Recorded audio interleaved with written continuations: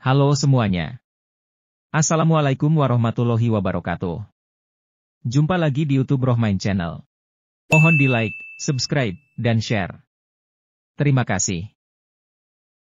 Bismillahirrahmanirrahim. Assalamualaikum warahmatullahi wabarakatuh. Alhamdulillahi rabbil alamin. Alladhi bini'matihi tatimu shalihat. Wassalatu wassalamu ala sayyidi sadat Sayyidina wa maulana Muhammad wa ala alihi wa sahbihi anjumi zahirat. Allahumma salli ala Sayyidina Muhammad al-fatih lima uhlika wal khatim lima sabaqa nasirul haqqi bil haqq wal hadi ila siratikal mustaqim wa ala alihi haqqa qadrihi wa miqdarihi al-azim. Rabbi shrah li sadri wa yassir li amri wahlul 'uqdatam min lisani yafqahu qawli wahdi qalbi wa tsabbit lisani bihaqqi habibina Muhammad sallallahu alaihi wasallam. Amma ba'd.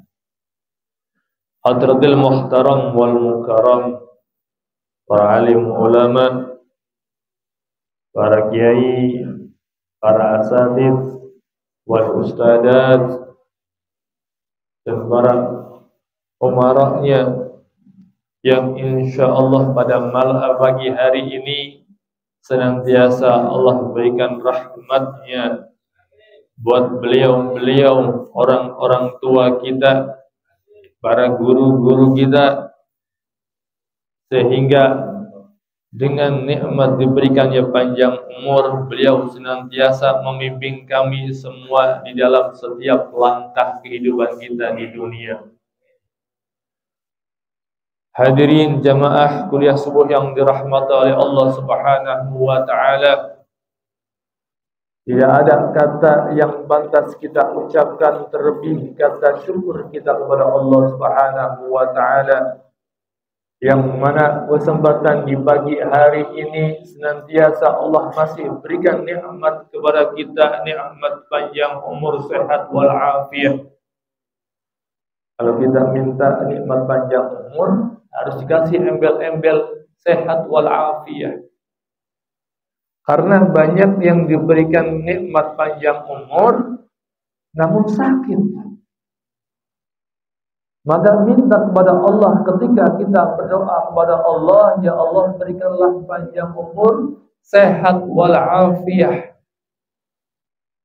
Dan yang kedua, sudah diberikan nikmat panjang umur, sehat wal afiat, minta dijadikan nikmat panjang umur ini untuk senantiasa taat kepada Allah Subhanahu wa taala.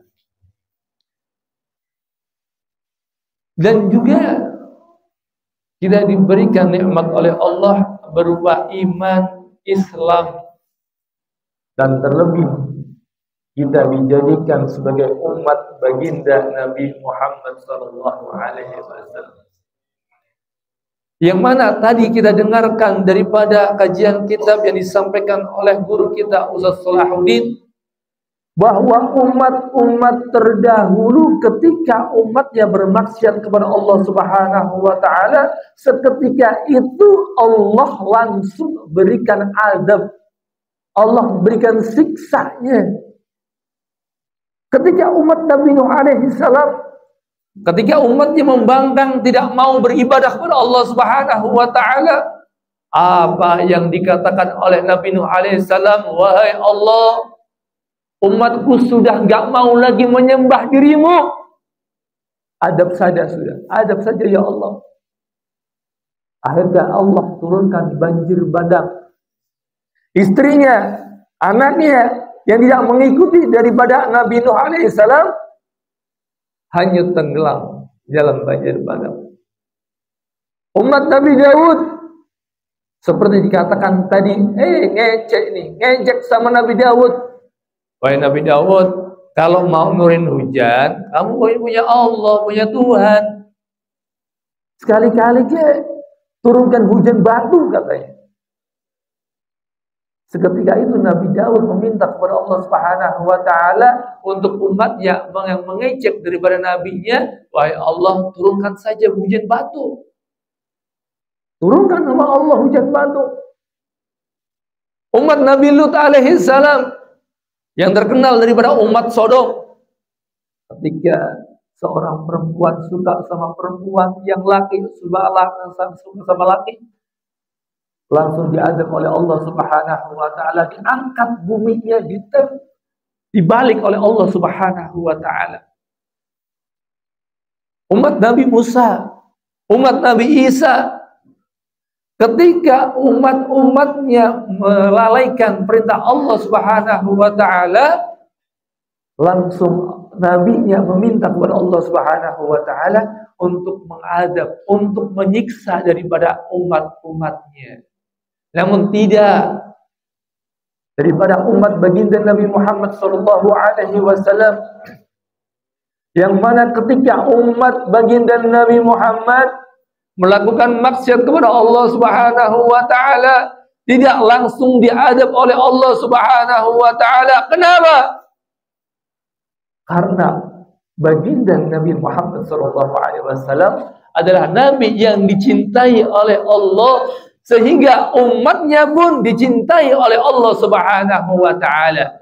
Bagaimana yang dikatakan oleh baginda Nabi Muhammad sallallahu alaihi wasallam, ummati ummatul marhumah. Bahwa umatku adalah umat yang dikasihani oleh Allah, yang diberikan kasih sayang oleh Allah Subhanahu wa taala. Sehingga ketika umat baginda Nabi Muhammad sallallahu alaihi wasallam bermaksiat kepada Allah, ditunggu sampai kapan engkau akan bertobat kepada Allah Subhanahu wa taala. Coba bayangkan, ini adalah salah satu nikmat yang begitu luar biasa. Kita bersyukur dijadikan sebagai umat baginda Nabi Muhammad sallallahu alaihi wasallam. Lahir sudah kenal Allah, sudah kenal nabinya. Ini adalah suatu kenikmatan yang perlu kita syukuri. Lantas setelah kita dijadikan sebagai umat baginda Nabi Muhammad sallallahu alaihi wasallam, apa yang patut kita kerjakan? Apa yang kita mesti lakukan?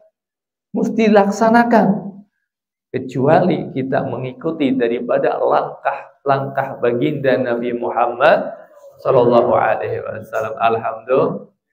Alhamdulillah. Salawat serta salam tak lupa kita curahkan, kita haturkan, kita sanjungkan kepada junjungan alam Sayyidina Muhammad sallallahu alaihi wasallam, yang mana dengan kita bersolawat kepada baginda Nabi Muhammad sallallahu alaihi wasallam mengharap syafaat baginda Nabi. Yang mana dengan kita bersolawat kepada baginda Nabi, kita diakui sebagai umat baginda Nabi. Yang mana dengan kita bersolawat kepada baginda Nabi Muhammad sallallahu alaihi wasallam, besok kita akan berkumpul berjumpa bersama baginda Nabi Muhammad sallallahu alaihi wasallam di surganya Allah Subhanahu wa taala. Amin ya rabbal. Hadirin jamaah kuliah subuh yang dirahmati Allah Subhanahu wa taala. Salah satu kisah di dalam suatu warung makan terjadi banyak obrolan masyarakat menceritakan tentang bahwa anak raja lagi terkena penyakit yang aneh, yang sudah berkali-kali dipanggilkan tabib-tabib atau dokter-dokter untuk mengobati daripada penyakit anak raja, namun belum ada yang bisa mampu menyembuhkan daripada penyakit anak raja tersebut. Sudah mencari kemana, sudah dicari untuk bisa mengobati daripada penyakit anak raja tersebut. Ada seorang ternyata di samping mendengarkan pembicaraan daripada masyarakat, lalu mengatakan, wahai fulan, antarkan aku ke tempat raja. aku bisa mengobati daripada penyakit anak raja tersebut. Mendengar ucapan si fulan tadi, mengatakan, benar kamu bisa mengobati anak raja? Insya Allah saya bisa. Seketika itu langsung diantar ke tempatnya raja. Wahai raja, ini si fulan katanya bisa mengobati penyakit anak engkau. Wahai fulan, apakah kau bisa? Benar? Bisa, insya Allah. Setelah berminggu, berbulan-bulan, penyakit semakin besar, perut yang aneh, sehingga raja ini khawatir anak satu-satunya. Belum ada yang mampu mengobati daripada penyakit anak tersebut. Seketika itu si fulan meminta kepada Allah Subhanahu wa taala, berdoa, ya Allah. Dengan doa, kemudian disebutkan pada air, disuruh oleh si fulan, wahai raja, minumkan air tersebut. Seketika itu diminumkan kepada anaknya. Diminum habis, tidak lama, hitungan menit, ternyata apa yang dikeluarkan oleh penyakit anak tersebut? Ada yang tahu? Pak, kalau kita kembung, apa yang keluar? Angin, Pak. Ini anak ternyata sudah kesakitan perutnya, semakin hari semakin besar. Setelah diobati oleh fulan tersebut, apa yang keluar dari perut atau kotoran, apa keluar dari lubang belakang anak tersebut, yaitu angin yang baunya ketika kita mencium, hidung kita harus ditutup. Saking apanya? Saking baunya, saking busuknya angin yang dikeluarkan dari perut anak tersebut. Keluar angin, sehingga anak tersebut, sebelum anak yang tersebut, apa permintaan daripada si fulan tadi kepada raja? Ketika si fulan tadi mau mengobati anak penyakit anak raja, raja menyodorkan tawaran. Wahai fulan, apa yang kau inginkan kalau misalkan anak saya sembuh? Ini raja seolah menantang sama si fulan. Si fulan akhirnya mengatakan, wahai raja, kalau anak engkau sembuh, maka semua singgasana ini, istana ini beserta isinya untuk diriku. Apa kata raja? Gak mungkin. Loh, kalau anak Anda mau sembuh, berani gak taruhannya? Karena sudah melihat anaknya yang berbulan-bulan sakit, khawatir, maka raja mengatakan, baiklah, kalau benar-benar anak aku sembuh dari penyakit ini, maka semua singgasana ini, istana ini aku serahkan untukmu. Akhirnya, baik kalau misalkan ini permintaan saya dikabulkan. Mengobati anaknya, lalu anaknya ternyata sembuh dengan mengeluarkan aroma busuk angin yang keluar dari perutnya. Ternyata beneran anak tersebut sembuh. Setelah sembuh, wahai raja, ingat, engkau telah memberikan, aku telah menyembuhkan daripada anakmu. Istana beserta isinya adalah milikku. Dengan berat hati raja mengatakan, silakan ambil yang kau mau. Semuanya aku serahkan untuk dirimu, kata raja.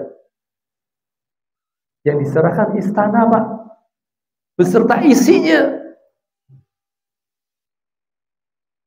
Lantas si fulan tadi mengatakan, setelah aku terima istana ini, aku serahkan untuk dirimu lagi. Raja kaget. Kenapa yang fulan kau memberikan kembali kepada diriku? Dengan tersenyum, fulan tersebut mengatakan apa? Wahai raja, tidak ada gunanya semua yang ada di istana ini untuk diriku. Semua yang ada di istana ini tidak mampu mengobati daripada penyakit anak. Maka hinalah ketika aku menerima istana ini, padahal itu tidak ada apa-apa dibanding dengan penyakit daripada anak dirimu. Coba bayangkan. Apa yang kita punya sekarang ini mampu nggak mengobati daripada penyakit yang kita diterima oleh Allah Subhanahu wa taala? Betul nggak? Apa yang mampu? Apa yang kita banggakan? Apa yang kita punya? Sedikit demi sedikit kita keluarkan untuk mengobati daripada penyakit-penyakit kita. Sehingga habis apa yang kita punya. Tidak ada lagi kebahagiaan kecuali adalah sehat walafiat. Coba bayangkan. Dipikir lebih dalam lagi. Bahwa semua apa yang Allah berikan bisa semacam ini adalah nikmat dari Allah Subhanahu wa taala yang tidak bisa kita pungkiri lagi.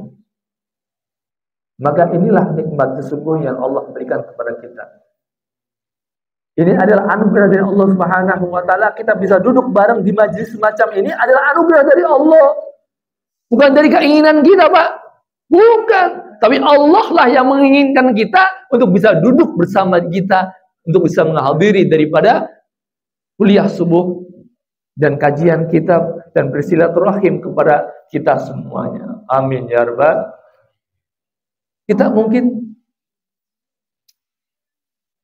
pernah mendengar atau mungkin di sebagian rumah kita terpasang daripada foto Al-Alim Al-Alamah Al-Kutub Al-Habib Saleh bin Muhsin Al-Hamid, atau yang sering kita panggil dengan Habib Saleh Tanggul. Ada di rumah kita.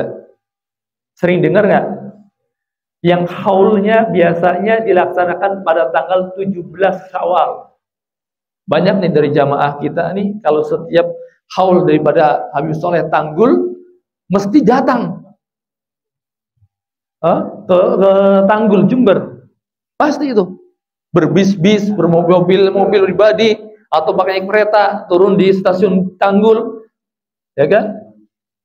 Tapi saya cerita bukan ini. Saya kisah masalah tadi, masalah obat, jadi saya ingat Al-Habib Saleh Tanggul pernah ketika haji pada tahun 68, ya kan? Yang diterima langsung oleh Sayyid Alawi bin Abbas Al-Maliki, abah daripada Sayyid Muhammad Alwi bin Abbas Al-Maliki. Ketika beliau haji, tahu jamaah dari Indonesia bahwa di sini ada Habib Saleh Tanggul, sehingga mereka datang rombongan mendatangi, mengharap daripada keberkahan Habib Saleh Tanggul. Habib Saleh Tanggul ini luar biasa, Pak. Beliau memang tidak pernah ceramah, namun ketika beliau doa, ya Allah, seketika itu dijawab oleh Allah Subhanahu wa taala. Datang jamaah dari Indonesia mendatangi rumah Sayyid Muhammad bin Abbas Al-Maliki. Ini yang cerita Sayyid Muhammad Alwi bin Abbas Al-Maliki, Profesor Doktor Al-Muhaddis Al-Imam Haramain Asy-Syarifain, Abu Ya Sayyid Muhammad Alwi bin Abbas Al-Maliki. Beliau menceritakan ini kepada guru saya Abu Ya Sayyid Saleh Muhammad Basalamah. Beliau menceritakan lagi kepada diri saya. Karamah daripada Habib Saleh Tanggul adalah doanya yang mustajab, yang langsung seketika itu diijabah oleh Allah Subhanahu wa taala. Datang rombongan Habib Saleh minta doanya. Ditiup air bawa pulang, tiup air bawa pulang. Sehingga habis selesai ibadah haji, Habib Saleh berpamitan kepada Sayyid Alawi bin Abbas Al-Maliki. Beliau adalah mufti Mekah zaman dulu. Kata Sayyid Alawi bin Abbas Al-Maliki, wahai Habib, nanti kalau kamu pulang, banyak jamaah yang datang mencari dirimu. Bentar lagi lah, sehari 2 hari lagi kamu di sini. Kata Habib Saleh, cukup Sayyid, saya sudah selesai ibadah haji saya. Kalau memang nanti ada jamaah yang datang ke sini mencari saya minta lembaran, 1 lembar kertas dan pulpen. Ditulis, Pak, satu persatu, kayak bikin arisan. Sobek dikit kecil, ditulis, kelinting.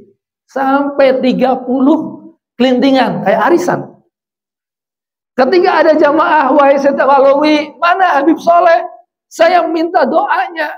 Karena istri saya mau melahirkan, belum bisa-bisa, susah. Ya, Habib Soleh berpesan, ini bawa kelintingan ini, masukin air, diminum oleh istrinya. Insya Allah bebas. Datang lagi. Wahai Sayyid, mana Habib Soleh? Penyakit istri, komplikasi bapak saya sakit. Akhirnya ini kata Sayyid Habib Soleh, ini kelintingan, masukin air, langsung diminum. 14 penyakitnya Pak.